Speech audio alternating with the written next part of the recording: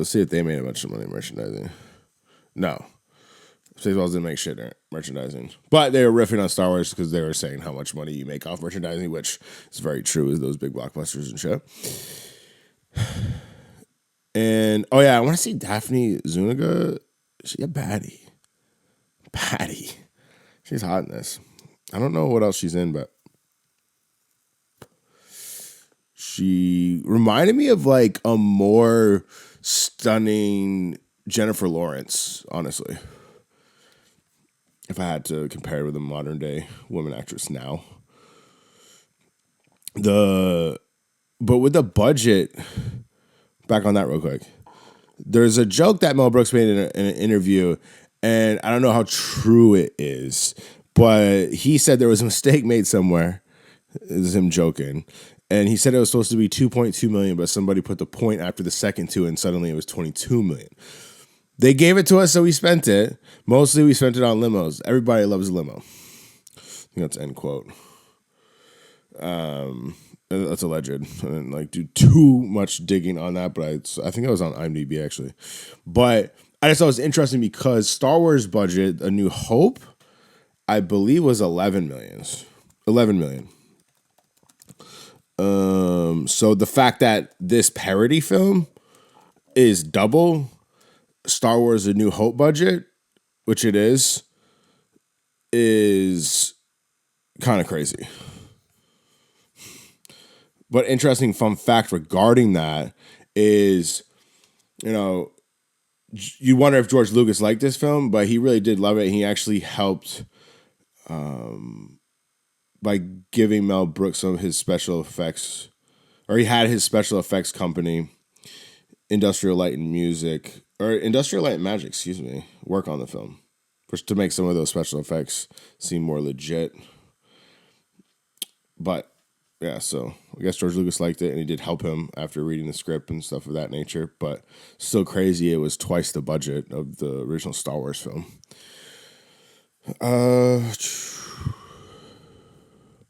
Reception of the film was 7.1 out of 10 on IMDb. Rotten Tomatoes 52%. Which I was surprised. I thought Rotten Tomatoes would be a little higher. I thought everyone kind of dick rolled this film, but apparently not. The brief breakdown. In short, it's a parody of Star Wars, but a pilot for hire, Lone Star, and his trusty half-dog, half-man sidekick, Barf, must come to the rescue of a spoiled princess named Vespa and save planet Druidia from the clutches of the evil Spaceballs and Lord Dark Helmet. The film was rated PG. And in the 80s, a lot of films that should be PG-13, I say should be. This film was not something I'd tell a 10-year-old to watch. By any means. At all. Definitely not. Definitely inappropriate in that sense. I did a rough curse tally-ish. Don't hold me to it. But it said shit four times. And then I think holy shit separately. Like I said, this is a give or take a shit or a curse or two. Mel Brooks said shithead. There's major asshole. Ass and asshole was said a bunch. There's shitload of money. There's bullshit shit. What the hell was that noise? Barf throws the bird. There's bitch in there twice. And naturally they had to have one fuck. And I think it was a good use of fuck because it was said by Colonel Sanders. And he said when they're trying to get away from the self-destruction of their ship, and he gets to the computer that he would need to access to somehow stop the self-destructing. It's out of order, and he says, fuck. Out of order, fuck. So, a lot of curses for PG. Now, it's definitely a new age. I mean, honestly, Spaceballs in nowadays rating, it would be almost an R. Because it's also very sexual. which I didn't realize how sexual Spaceballs was. Okay. It's super sexual. For instance, which was my favorite thing. Actually, before I get to the favorite thing, the sexual thing, right? We got Dark Helmet. His outfit goes kind of hard, especially, no pun intended with the hard pause, especially with his tie. I thought his tie was a nice touch. And the helmet's kind of sick too. And it's in the shape of the tip of a dick, which is funny. And his henchmen are called Spaceballs. And it's like, I guess he's the dick of all the Spaceballs, right? There's a little safari helmet switch up, which is also in the shape of a dick. So that's some of the sexual nature behind it. And then just the character design of Dark Helmet. But then here's another list. I had compiled another some more for the list. Because there was just so much more sexual innuendos and just outright sexual things happening. My favorite thing that happened sexually in the film was the virgin alarm.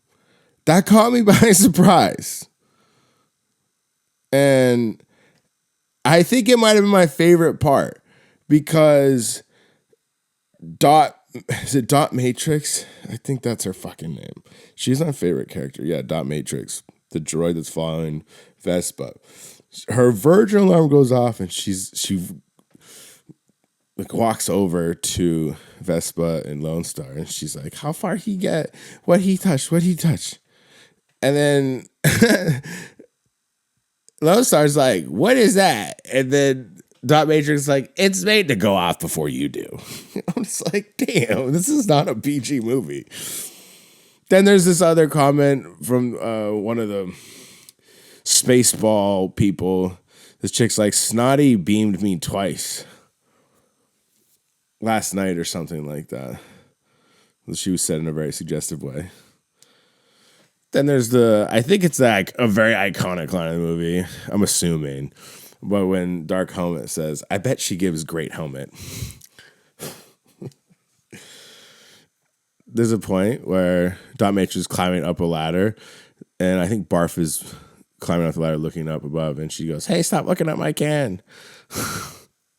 I love Uranus bumper sticker on the Winnebago. Like, President Scroob, which is Mel Brooks, he's literally like finger banging these twins under the covers in a bed. Just like straight up. Then these are all just, we're still going on with the sexual things. And I didn't list all of them, but I thought I listed good ones. But then there's Dark Helmet when he's playing with his dolls, which was really fucking funny, by the way. And at the end of what appears to be the princess coming in the little doll scenario he has going on, he's like, he has Princess Vespa be like, your helmet is so big, which obviously is just this innuendo for his dick. I mean, especially being the helmet is the tip of the dick. I can't say it enough how much I was surprised of the sexual innuendos. It just was constant and just outright sexual shit. The when the frame goes dark and then comes back and the plastic surgeon has his face in the breast of his assistant. And then that's when I bet she gives great helmet line comes into play. Like, that is not PG. Your Schwartz is as big as mine. And then at the space stop, which is supposed to be like a rest stop, for cars, but for space vehicles, which I did like this scene towards the end of the movie. But Barf and Lone Star are staring at the cleavage of their waitress. She's a busty chick. And then in the meantime, while this is happening, Barf's tail is tickling the waitress behind him's cooch. She's like, watch where you put that thing. He's like, oh, it's got a mind of his own. It's just a lot of sex stuff. I don't know. But it was funny, nonetheless. That was, I think, the majority of the ones that I listed of just sexual stuff. And there was other things throughout, just straight up, just lots of sex stuff. if you rewind back to the beginning of the film, though, like right off, which I appreciated. I don't know if it's because I was stoned or it was clever. I think it was more clever because like this film writing was low key good, and just like I said, I think the comedy was written well and the timing of everything was solid. And this part included with the comedic timing, where the delayed text at the end of the intro and the laser beam sound goes off, and then it has an extra like subtext, and it says, "If you can read this, you don't need glasses." That made me laugh. And I don't think it was me being cheesy. I was like, word. And then I kind of felt good about myself because I don't need glasses, apparently. So that was good news. I was like, word. I can read that shit. Then it follows up with a surprisingly, you'd think it would be a cheesy sequence where the panning to show the length of the ship situation that's coming. It comes on right after that, like subtext of the glasses thing. It goes into a pan of showing the length of the ship in space, like they do in Star Wars. But and you know, with the utilization of music kind of being cued at certain points to emphasize its ridiculousness. But I thought it like went so long that it actually I chuckled. I was like, this is kind of funny because it's just OD. Yeah, and then like the next sequence from the panning with the longship.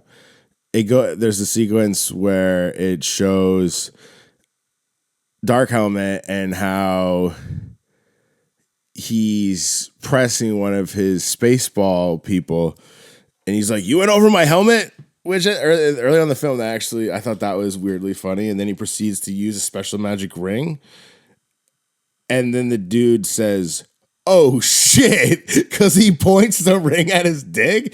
And I don't know, someone can clear this up, but is he laser beaming dicks off or his balls? I feel like it probably is. It's the dick or the balls. He's lasering something off because everyone's always coming up their junk. So, but the oh shit was actually funny. Oh shit.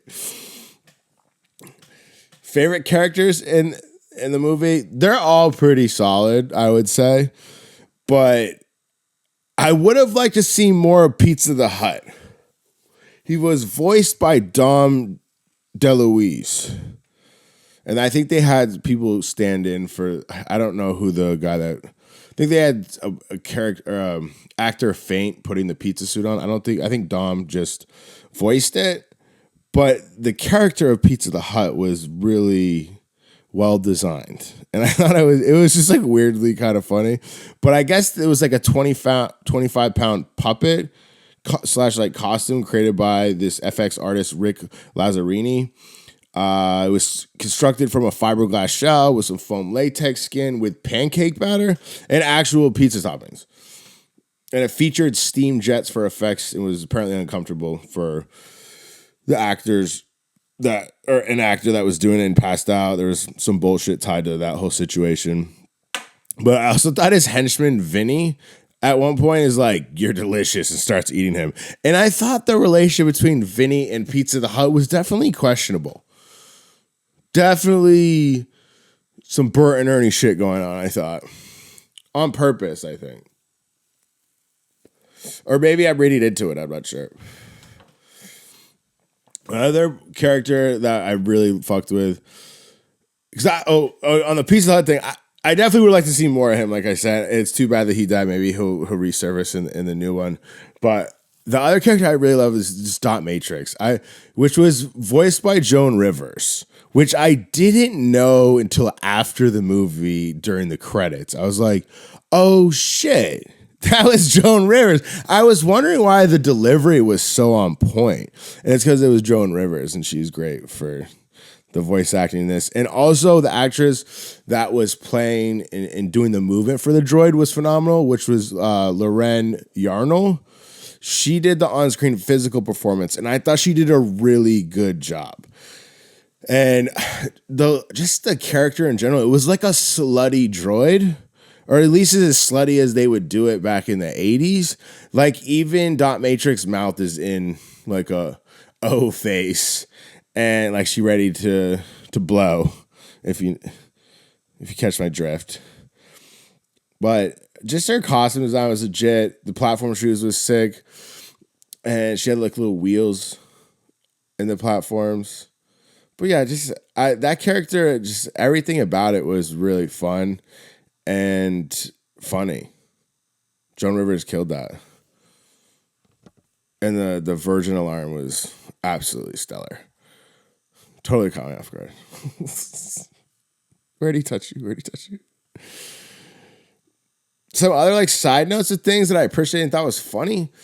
So in Star Wars, they have transitions in that are kind of iconic for being really simplistic.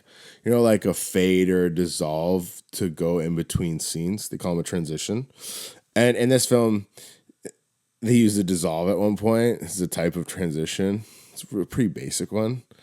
And I just like how they poked fun at the transitions of Star Wars. Because I literally was just talking about that on my other review. I just reviewed episode 1, Phantom Menace. And we talk about the transitions being kind of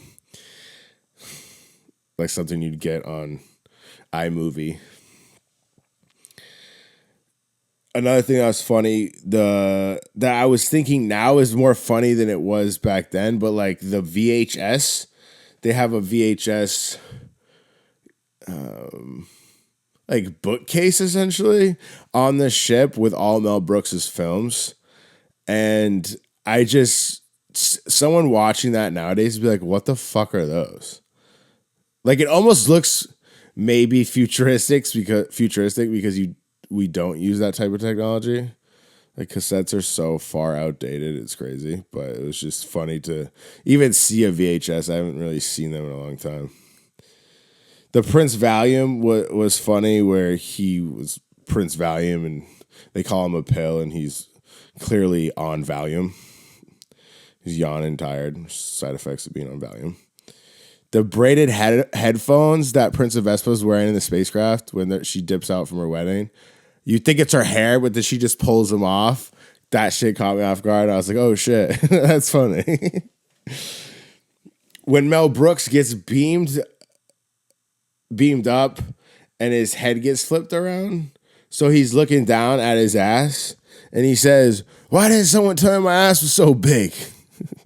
He delivers it much better, but it's funny nonetheless. It's just the conviction he had on that was really funny. The asshole thing where like everyone's named asshole, and then Dark Helmet says, I'm surrounded by assholes. In the movie, it's funny. I'm not doing it justice, and I'm probably not doing most of these jokes justice, but trust, they are funny and delivered well. Even when John Candy's explaining what he is, I'm a Mog, half man, half dog. I'm my own best friend. It's funny. I appreciated the Planet of the Apes tie-in, where the head of the ship and the arm land on the beach, and then some apes on horses show up to tip of the cap to the Planet of the Apes films when they find the Statue of Liberty, which I don't know why that was chosen. It was just trying to be funny, I guess. I thought the Mercedes spacecraft was pretty slick. That they must have paid some bread for that, I assume, or maybe they just wanted to. I don't know how that worked out. But the thing with spacecrafts that was interesting with this, that my friend told me, shout out to Lucas, where the Teslas have a ludicrous mode, and in the movie that they have ludicrous speed. So I guess Elon Musk thinks that it's obviously a ripoff of that. It was kind of also funny. They pay homage to the Millennium Falcon, where the Winnebago that Lone Star and Barf fly in is called the Eagle 5 on the plate, which they're both bird names, for the outlaw ship names. Just a little tip of the cap there. Dark Helmet delivers a line and says, what's the matter, Colonel Sanders? Chicken? Which caught me off guard because I didn't know the Colonel's name was Sanders.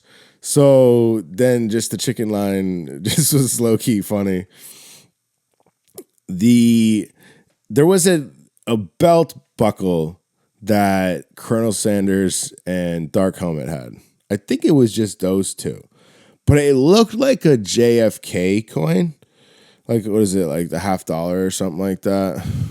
Is it $1 or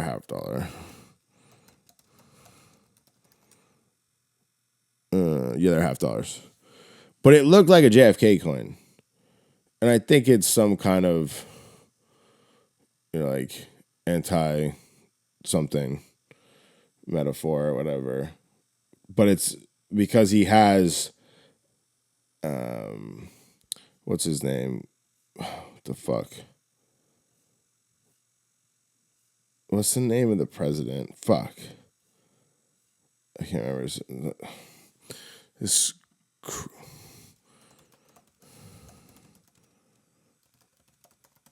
What the fuck's his name? Scroob. Sorry. I was like, Scoob? I want to say Scooby or some shit, but President Scroob put his head on this coin-looking buckle, and I thought it was a JFK coin. It's not. It's President Scroob and Colonel Sanders and Dark Helmet wear this. Looks like a coin belt buckle, but it's actually his face, not JFK's. In case you wondered what that was, because I did. Like, what the fuck is that? Oh, another thing that was funny, right? So there's a point early in the film where Lone Star, Barf pick up Princess Vespa and Dot Matrix. Princess Vespa's in the back, and they have some interaction, and Mog, they make some comment about the princess being Druish because she's from the planet Druidia or Druidian or whatever the fuck it's called. And Barf says she doesn't look Druish. Funny, she doesn't look Druish.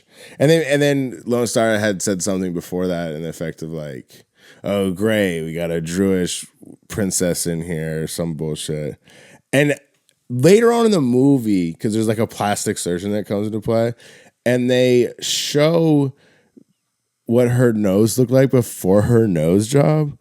And they were alluding to the fact that Jews have big noses. And like, because the way they show her nose being so hideous, that I totally missed the fact that they were making fun of Jewish people from having large noses.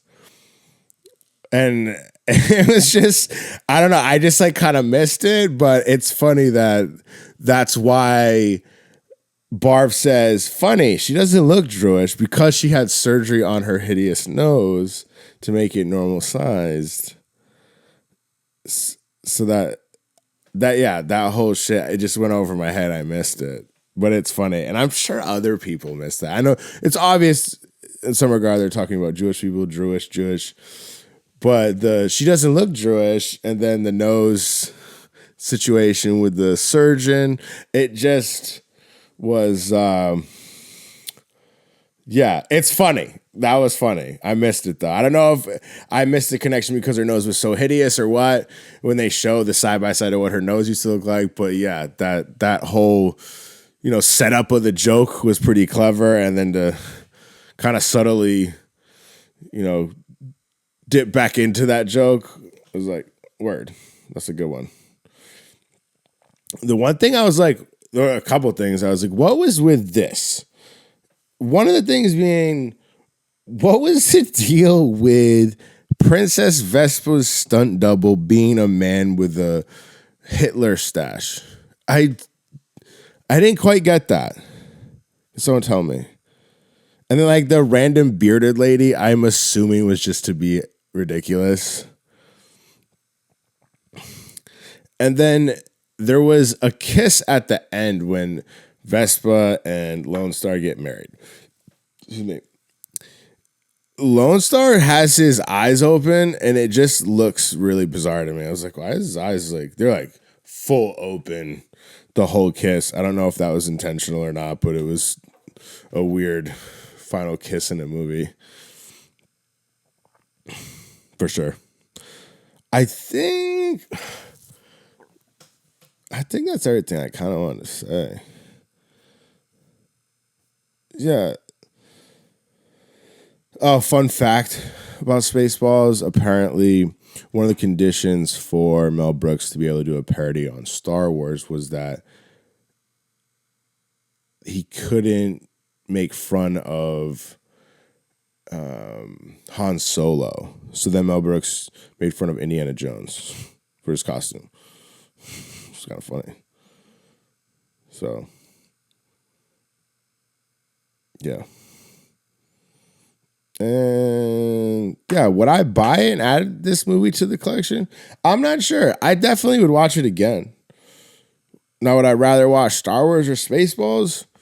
I'd probably rather watch Spaceballs and smoke some weed than smoke some weed and watch A New Hope. How about you? How do you feel out there about that? Spaceballs or A New Hope? I don't know. My hot take, I think A New Hope's not that good. But yeah, overall the movie surprised me. It was pretty funny top to bottom. I'm glad I finally watched it as an adult because I kind of always, like I said, put it in a corner and felt that it was kind of cheesy and bad comedy and, you know, that weird quirk bullshit. But honestly, I think it's deserving of a 7.2. It's a 7.2. I think it's a good ass movie. And I think I hope I did it justice. I think it was a cool review. I'm glad that I did this, and I hope it's well received. And yeah, I don't know. I kind of want to watch some more Mel Brooks movies now. I wonder if this is like, if someone's got some recommendations in Mel Brooks movies that you think are top tier. Let me know. And yeah, I'm going to hit the movie with a 7.2. And that's Spaceballs. I appreciate everybody for listening to this episode. And I will check you next episode. Later.